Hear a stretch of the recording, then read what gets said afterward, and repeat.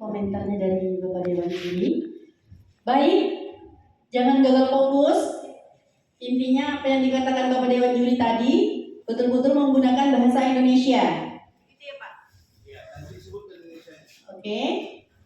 Baiklah, kita lanjut dengan NPP nomor 10. Nomor 9. NPP nomor 9 dari SMP Negeri 8. Inilah dia penampilan NPP nomor 9 dari SMP Negeri 8. Beri tepuk tangan yang meriah. Hai. Assalamualaikum. Waalaikumsalam. Halo teman-teman, nama saya Ahmad Zuli. Saya peserta dari SMP Negeri 8 Tanjung Balai. Hei, mau dengar kisah si Mardan anak durhaka dari saya? Mau. Kisah ini adalah legenda dari daerah kita, Tanjung Balai. Kisah ini saya tulis ulang dengan Bapak Ibu guru di sekolah berdasarkan buku yang ditulis oleh almarhum Dr. Andus Haji Arifin. Kisah ini mengambil tema khusus beribadah, yakni berbakti kepada ibu yang melahirkan kita.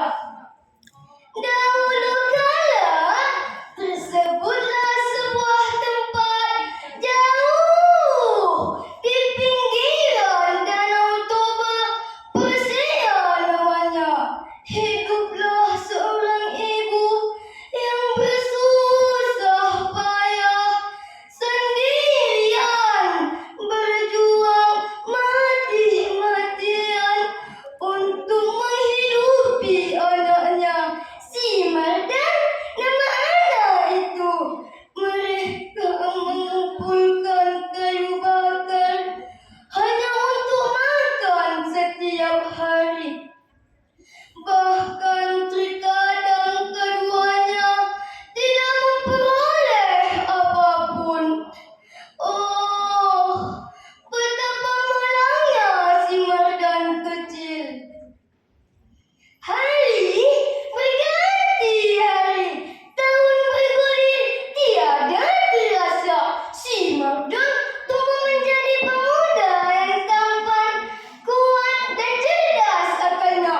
Ia ingin pergi merantau meninggalkan ibunya, tapi sang ibu menolak.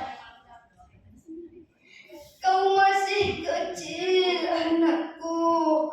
Belum saatnya engkau pergi, bujuk ibunya. Tapi si Mardan tetap bersikeras mewujudkan niatnya.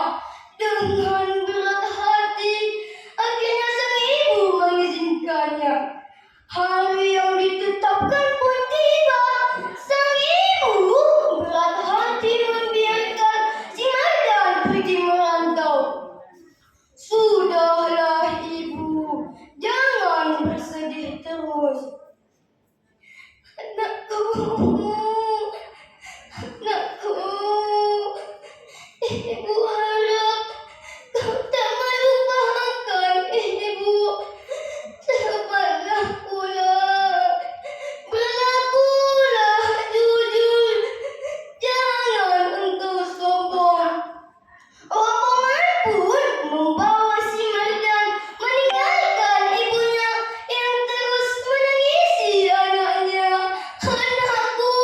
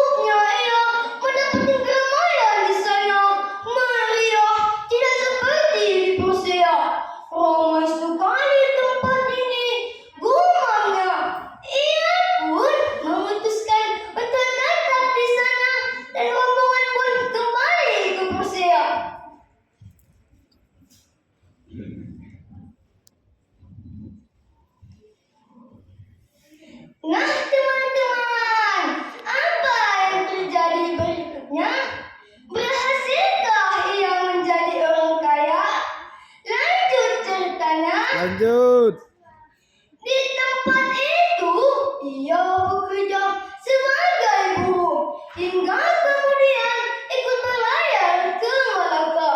Si Mardan yang jujur dan rajin akhirnya dipercayakan membawa kapal besar ke negeri yang jauh. Hidupnya mapan sekarang.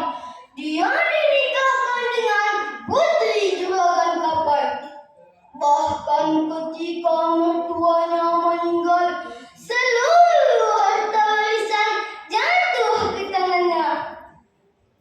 Wow, mertua tidak simak dan teman-teman. Wah. Suatu hari, istri si Mardan mendesanya untuk bertemu dengan mertuanya.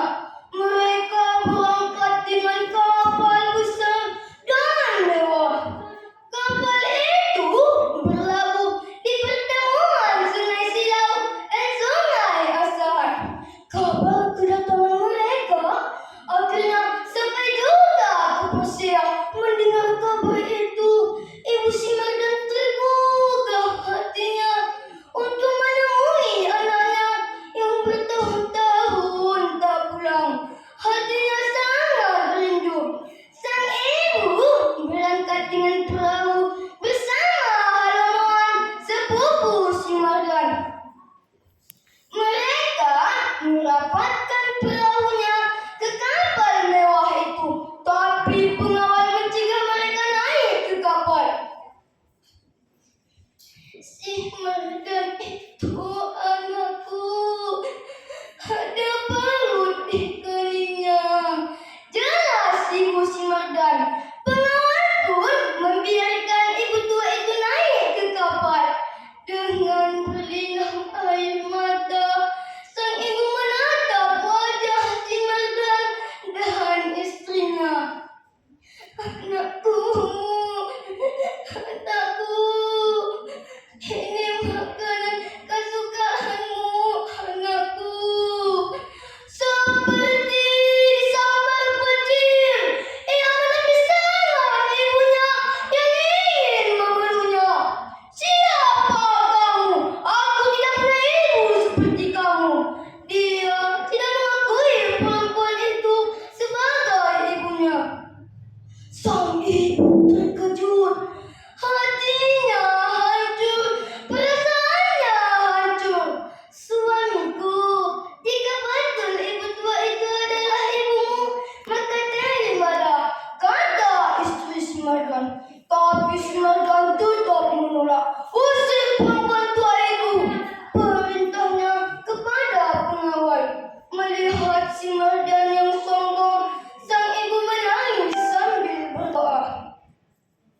Oh Tuhan, jika betul aku adalah ibu kandungnya, maka kutulah dia. Sang ibu pun pergi meninggalkan kapal. Tiba-tiba langit menjadi gelap. Petir menyambar dan angin ribut. Hus, hus. Amukan badai yang dahsyat menghancurkan kapal dan memusnahkan Simardan dan memperpadakan seisi kapal. Hingga akhirnya kapal pun tenggelam. Konon katanya bangkai kapal itu menjadi pulau karena sampah dan lumpur tersangkut di badan kapal. Pulau itu dinamakan Pulau Simardan yang terletak di Kecamatan Datu, Bandar Timur. Simardan dan istrinya menjelma menjadi gelap putih yang sesekali muncul di pemukiman warga. Begitu ceritanya teman-teman. Jadi pesan dan amanat yang dapat kita ambil adalah berbaktilah kepada kedua orang tuamu. Sayangilah mereka sebagaimana mereka menyayangimu sedari kecil. Setuju teman-teman? Setuju.